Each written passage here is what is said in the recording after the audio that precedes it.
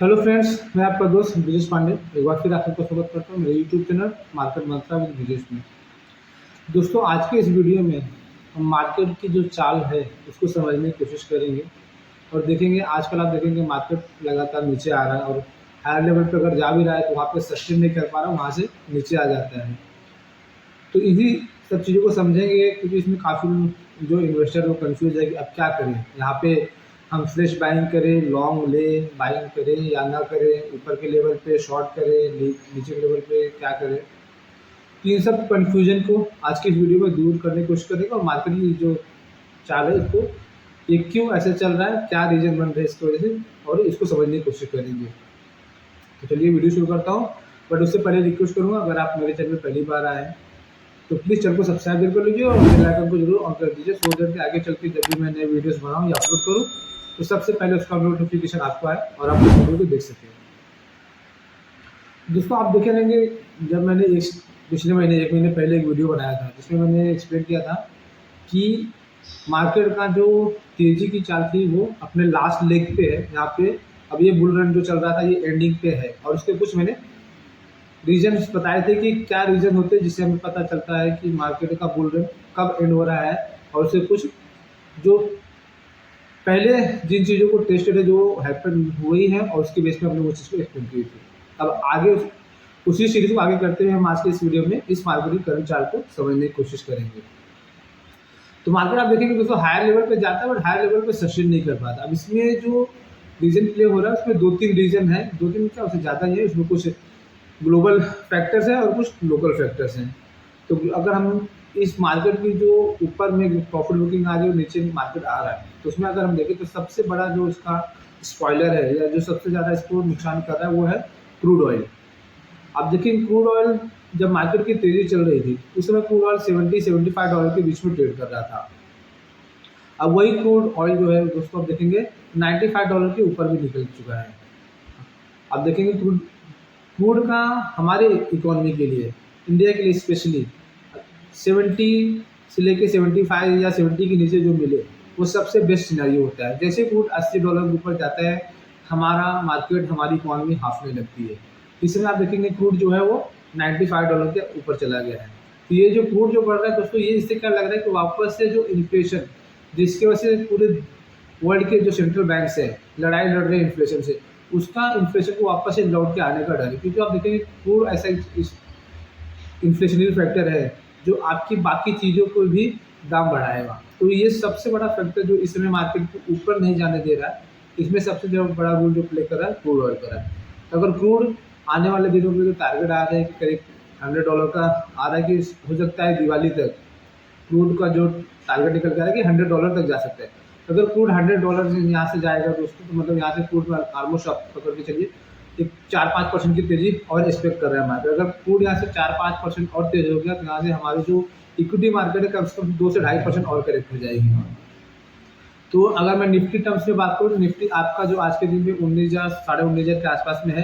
ये आपको 19,000 तक फिसल सकता है खाली क्रूड के फैक्टर पे, अगर क्रूड $100 चला गया तो इसके ऊपर आप नज़र बना के रखिए क्रूड कैसे चाल चल रहा है, उसके ऊपर हमारी इकोनॉमी चलेगी। अब क्रूड के चल रहा है तो उसकी वजह से आप देखेंगे दोस्तों जो उसके इफेक्ट होते हैं, जो इन्फ्लेशन से इफेक्ट होते हैं लाइक बैंकिंग इन्फ्लेशन जो सेंसिटिव सेक्टर है उनमें तेज़ी नहीं बन पा रही, एक चीज़ ये। अब दूसरे फैक्टर की अगर हम बात करें दोस्तों तो दूसरा फैक्टर जो मार्केट को थोड़ा डरा रहा है वो क्या है, वो इलेक्शन है। अब अगले साल आप देखेंगे तो अगले साल यूएस में भी इलेक्शन है और इंडिया में भी इलेक्शन है। तो इलेक्शन के चक्कर में क्या हो रहा है कि यूएस में जो है वहाँ की जो गवर्नमेंट है, वहाँ की जो सोशल या वेलफेयर की जो स्कीमें चल रही है उसको कंटिन्यू करना चाह रही है, सो दैट उनको इलेक्शन में उसका बेनिफिट मिले। बट वहीं पे आप देखेंगे डेमोक्रेट्स जो दूसरी पार्टी है अपोजिशन में जो वहाँ यूएस में है, वो नहीं चाहती कि गवर्नमेंट ये सब खर्चे करे जिसकी वजह से हमारी गवर्नमेंट की जो कर्जा है, जो डेफिसिट है वो बढ़ेगा। अब आप देखेंगे इस समय कि यूएस का जो डेफिसिट है ऑलमोस्ट $40 ट्रिलियन के पास हो चुका है।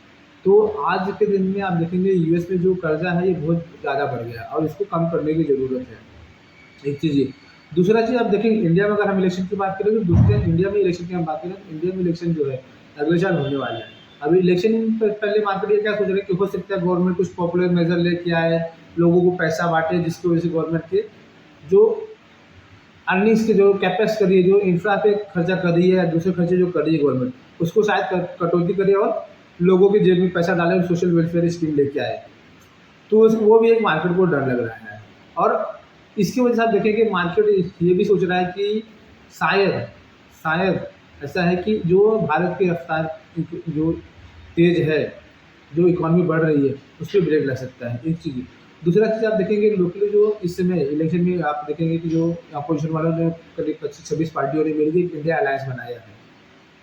अगर ये इंडिया अलायंस आगे किसी तरह से अपनी बातचीत करके अपने जो भी इनके डिस्प्यूट्स उसको सॉल्व कर लेते हैं और ये इंडिया अलायंस वर्सेस एनडीए हो जाता है, तो उस कंडीशन में एनडीए बीजेपी गवर्नमेंट को वापस से चुन के आना या सेम मेजोरिटी के साथ में आना बहुत बड़ी तकलीफ हो जाएगी, बहुत बड़ी मुश्किल हो जाएगी। तो मार्केट कहीं न कहीं उसको फैक्टर करने की कोशिश कर रहा है। अब वो चीज़ इसकी वजह से आप देखेंगे इकॉनमी में रफ्तार है। अब इन्फ्लेशन की जैसे मैंने बात किया, दूसरा चीज़ ये जो क्रूड आ रहा है, तो क्रूड हमारी इकॉनमी के लिए आ रहा है। अब इसमें कैसा हो गया आरबीआई के लिए। आरबीआई अब ऐसे एक दो राह पे फंस चुकी है कि वो क्या करे कुछ समझ में नहीं आ रहा। अब जैसे यहाँ पे आप देखेंगे कि अगले महीने में राजस्थान, एमपी में सब लोकल इलेक्शन है। अगर ये इन्फ्लेशन वापस से बढ़ता है, आरबीआई चाह के भी इंटरेस्ट रेट हाइक नहीं कर सकती।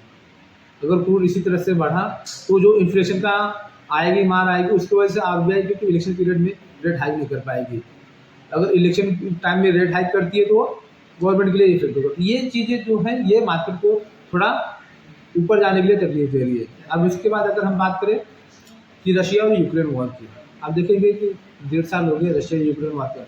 अब उसमें मुझे ऐसा सब लोग सोचते हैं कि यूएस बाकी जो यूरोपियन कंट्रीज वो सब यूक्रेन को लगातार हथियार सप्लाई कर रही है, फंडिंग कर रही है, जिससे वो रशिया से लड़ाई लड़े। बट मुझे कहीं ना कहीं ऐसा लग रहा है कि शायद ये जो गेम है ना ये इनको उल्टा पड़ गया और रशिया इसमें अच्छा खेल रहा है। रशिया चाहता है कि ये लड़ाई लंबी चले। अब देखेंगे कि रशिया जितना तेल पहले नहीं बेचता उससे ज़्यादा तेल आज के दिन पर रशिया बेच रहा है और ये चीज़ रशिया को सूट कर रही है। और उसी को जब देखेंगे क्रूड ऑयल का जो है ये लगातार वो ओपेक प्लस जो अलायंस है वो क्रूड की सप्लाई को कंस्ट्रेंट करके लगातार उसको डिमांड को कंस्ट्रेंट कर रहे हैं, जिसकी वजह से आप देखेंगे कि क्रूड के प्राइसेस ऊपर जा रहे हैं। इसमें से आप देखेंगे जो सऊदी अरेबिया जो यूएस के साथ में एक समय था, जो यूएस बोलता था वो सऊदी अरेबिया करता था, लेकिन सऊदी अरेबिया का जो क्राउन प्रिंस है वो भी आजकल यूएस को आग दिखा रहे हैं। और उसकी वजह से आप देखेंगे कि ये जो क्रूड का तेजी बनी है ये है। प्लस इसके बाद उसका सबसे बड़ा फैक्टर जो है मार्केट की तेजी पे ब्रेक लगाने वाला है वो यूएस फेड की इंटरेस्ट रेट का सिनेरियो। यूएस फेड लगातार इंटरेस्ट बढ़ा रहा था, 5.5% करीब आज वहाँ पे इंटरेस्ट रेट पहुँच चुका है। और अगर आप वही देखेंगे आप उनका मॉर्गेज और होम लोन देखेंगे तो 7.5-8% का होम लोन यूएस में हो चुका है, जो कि बहुत बड़ी चीज़ है। अगर हमारे देश में एक बार डेवलपिंग इकॉनमी जो होती है वहाँ पे 7-8-9% की हमें तो थोड़ी आदत होती है, बट यूएस जैसी इकॉनमी में वहाँ पे इतना हाई इंटरेस्ट रेट पे करने की किसी को आदत नहीं है। वहाँ पे इतना हाई इंटरेस्ट रेट नहीं चलता है।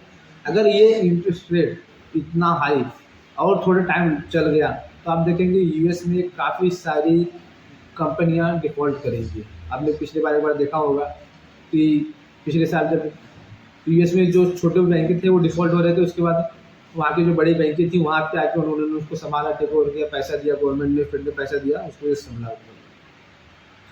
यूएस में आप देखेंगे दोस्तों कमर्शियल रियल एस्टेट की बहुत बड़ी प्रॉब्लम है, जो अगले 6 महीने में उनकी जो डेट की है, जो बॉरोइंग उन्होंने की है बॉन्ड के थ्रू, उसकी मेच्योरिटी आ रही है जिसको उनको रोल ओवर करना है। अब वो जो उन्होंने वो पैसा उठाए थे, वो पैसे उन्होंने उठाए थे करीब 1%-2% के हिसाब से। अब वो उनको अगर रोल ओवर करने जा रहे हैं तो 8-9% की कॉस्ट पे रोल ओवर होता है, मतलब 6-6.5% की कॉस्टिंग की रोल ओवर आ रही है। अब ये जो आ रही है डिफरेंस आ रही है, ये हर कंपनी के लिए सस्टेन करना, उसको रोल ओवर करना, बेयर करना मुश्किल है, वो नहीं हर कोई नहीं कर पाएगी। तो इसके ऊपर आप देखेंगे यूएस की जो बैंक ऑफ अमेरिका है, अमेरिकन बैंक, उसकी एक रिपोर्ट आई थी करीब यहाँ पे 1.5 ट्रिलियन की डेट जो है ये रोल ओवर है, जिसमें से करीब करीब $600 बिलियन के जो है वो डिफ़ॉल्ट कर होंगे। अगर ये 600 बिलियन का डिफ़ॉल्ट होता है तो वहाँ की जो छोटी बैंकें हैं उनको बहुत बड़ी प्रॉब्लम आएगी। और वो देखिए आप देखिए कोई भी चीज़ है ना एक सर्कल होता है दोस्तों, एक को प्रॉब्लम होगा उसका कहीं ना कहीं दूसरा इफेक्ट पार्टी रिलेटेड, उसको प्रॉब्लम होगा, उसको प्रॉब्लम आएगा, उसको तीसरे को आएगा। ये जो चल रहा है ना सर सर्कल, ये सब चीज़ें दिखा रहा है कि आने वाले समय थोड़े तकलीफ भरे हो सकते हैं अनटिल अनलेस ये सिनेरियो कब चेंज होगा, क्रूड नीचे आ जाए, यूएस में फेड ने जो इंटरेस्ट रेट बोल के रखा है कि बढ़ेंगे या हाई फॉर लॉन्गर जो उन्होंने बोल दिया है। अभी तक क्या हो रहा था कि मार्केट क्या सोच रहा था कि 2023 के एंडिंग में एक इंटरेस्ट रेट कट करेगा फिर, और 2024 में कम से कम 3 इंटरेस्ट रेट कट आएगा, मतलब इन टोटल FY 2024 तक यूएस ने जो था कि कम से कम 4 इंटरेस्ट रेट कट आएंगे। अब पिछले महीने क्या हुआ, पिछले महीने यूएस फेड ने क्या किया, बोला कि 2024 तक आप इंटरेस्ट रेट कट भूल जाइए, 2024 तक कोई रेट कट नहीं आएगी, 2025 में हम देखेंगे कुछ हो सकता है या नहीं हो सकता है। अब इसी वजह हम देखेंगे जब से ये सिनेरियो डेवलप हुआ है तब से यूएस में लगातार सेलिंग हो रही है। और देखिए यूएस आज भी ग्लोबल इकोनॉमी का बाप है, अगर यूएस नहीं चलेगा तो दूसरी कोई भी कंट्री कितनी कर ले वो नहीं चलेगी। चाइना की अलग प्रॉब्लम है, चाइना में स्लो डाउन है, वहाँ की उनकी जो दूसरी सबसे बड़ी रियल एस्टेट कंपनी है वो डिफ़ॉल्ट करती जा रही है। एक महीने पहले उन्होंने 200 करोड़ का जो उनका डेट और इंटरेस्ट का पेमेंट था उसको डिफ़ॉल्ट किया। लास्ट वीक में उनका $600 बिलियन का कुछ इंटरेस्ट और प्रिंसिपल रिपेमेंट था उसको भी डिफ़ॉल्ट कर दिया है। इनिशियली मतलब वो इन शॉर्ट वो डिफ़ॉल्ट पे जा रही है। ये सब जो पैसे डिफ़ॉल्ट हो रहे हैं वो अल्टीमेटली बैंकिंग को जाके हिट करेगा। बैंकिंग आपकी स्टेबल नहीं है तो फिर आपके इकोनॉमी चल ही नहीं सकती है। कि चाइना में अलग चीज़, यूएस में अलग चीज़। उसके बाद तीसरा जो फैक्टर आ रहा है जापान। जापान का येन देखेंगे आप तो लगभग यूएस और अपना डॉलर के अगेंस्ट में करीब 150 येन तक डिप्रिशिएट हो चुका है। वहाँ पे भी पिछले से 40 साल से जो उनकी पॉलिसी चली आ रही थी कि लो इंटरेस्ट रेट, वो थोड़ी धीरे धीरे जो उनके नए जापान के सेंट्रल बैंक के जो नए गवर्नर आ रहा है उसको धीरे धीरे चेंज कर रहे हैं। तो जापान जो है, जापान ग्लोबली इकोनॉमी को करेंसी सप्लायर है। हर कंट्री को सस्ता पैसा जापान से सप्लाई। अगर जापान में भी पैसा महंगा हो गया तो एक और बड़ा सर्जर इकोनॉमी के लिए, ग्लोबली इकोनॉमी के लिए खड़ी हो जाएगी। वो एक फैक्टर जो है कि वो एशिया को ज़्यादा डरा रहा है। आज के दिन पे सबसे बड़ा डर मार्केट के लिए जो है यूएस का फेड का इंटरेस्ट रेट। दूसरा जो सबसे बड़ा डर है जापान में, अगर उनका इंटरेस्ट रेट बढ़ गया और वहाँ पे लोगों ने वाह जो करेंसी अवेलेबल है ग्लोबली, सस्ती करेंसी अवेलेबल है वो भी महंगी हो गई तो क्या सिनेरियो निकल के आएंगे। ये सब कुछ फैक्टर्स हैं दोस्तों जिसकी वजह से आप देखेंगे कि हमारा मार्केट और ग्लोबल मार्केट ऊपर नहीं जा रहे, लगातार नीचे आ रहे। अब इन सिनेरियो में अगर आपको ध्यान देना है कि हमारी निफ्टी कहाँ या कितना ऊपर जाए कितना नीचे जाए क्या करे, तो इसमें मैं तो बोलूँगा कि थोड़ा वेट एंड वॉच के सिनेरियो में रहिए। और अगर आप पैसा डिप्स में डाल रहे हैं तो एक स्टैगर्ड मैनर डालिए, थोड़ा थोड़ा करके डालिए, एक साथ में पैसा ना डालिए। एक चीज़। दूसरी चीज़ मैंने जब लास्ट टाइम मैंने बोला था कि कभी भी देखिए इतनी आती जब बुल रन रहता है ना, मार्केट में तेज़ी होती है तो उसके बाद जो पहला डिप आता है तो पहला डिप ना बाय होता है। क्यों? क्योंकि जब तेज़ी एक बार चलती है तो काफ़ी लोगों को समझ में नहीं आता या उसके ऊपर भरोसा नहीं कर पाते ये तेज़ी है नहीं है क्या है कि कहाँ तक जाएगी। और फिर जब वहाँ से उसकी वजह से देखिए काफ़ी लोग पैसा साइड में लेके बैठे रह जाते, वो अपना पैसा लगा नहीं पाते। बट लेकिन जब वहाँ से मार्केट जब नीचे आता है तो ये जो साइड में बैठे रहते हैं वो अपना पैसा लगाते हैं और जिसको आप देखेंगे जो मार्केट में पहला डिप आता है वो बाय होता है। तो आप देखेंगे पिछले महीने में एक ही दिन में आप देखे रहेंगे तो small cap mid cap index जो थे 3-4% गिर गए थे और उस दिन काफ़ी हैवीली बाइंग हुई, लोगों ने जो पैसा साइड में रखे थे सबने पैसा डिप्लॉय कर दिया। अब अगर यहाँ से दूसरी फॉल आई तो लोगों के पास पैसा नहीं बचेगा डिप्लॉय करने के लिए, एक चीज़ है। दूसरा पोजीशन होगा कि जो लीवरेज लेके बैठे हैं, जो अपने एक्सपोजर पर लेके बैठे हैं, उनकी पोजीशन कटनी चालू हो जाएगी। जब वो कटती है तो वहाँ पे मार्केट में और फॉल आएगा। तो इन चीज़ों को ध्यान में रखते हुए फिलहाल अगर आपको डाउन साइड में देखना है तो निफ्टी को आपका क्लोजिंग बेसिस पे मैं बोलूँगा 540 के ऊपर ध्यान रखिए। निफ्टी अगर 540 के नीचे क्लोज करेगा तो वहाँ से निफ्टी 19,200 19,230 तक और उसके बाद 19,000 ये लेवल टेस्ट कर सकता है आने वाले 1-2 महीने में।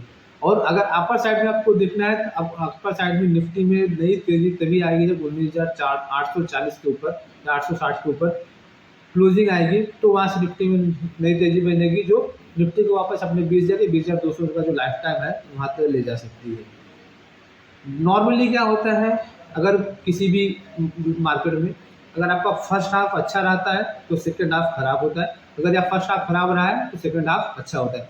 इस साल हमारा फर्स्ट हाफ जो था वो बहुत ही अच्छा रहा है। अब सेकेंड हाफ अच्छा होगा, बुरा होगा, क्या होगा, ये आने वाला समय बताएगा। बट सिचुएशन जो सिनेरियो डेवलप हो रहा है उससे लगता है कि यहाँ से कोई बहुत ज़्यादा तेज़ी की उम्मीद नहीं रखनी चाहिए मार्केट में। बाकी दोस्तों मार्केट से रिलेटेड अगर आपके और कुछ क्वेरीज हैं तो प्लीज़ कमेंट बॉक्स में लिख के बताएं, उसको हम सॉल्व करने की कोशिश करेंगे। और आपके कुछ सजेशन हो तो उसको भी ज़रूर बताइएगा। तो मिलते हैं अगले वीडियो में दोस्तों, तब तक के लिए आपको धन्यवाद। Thank you. जय हिंद।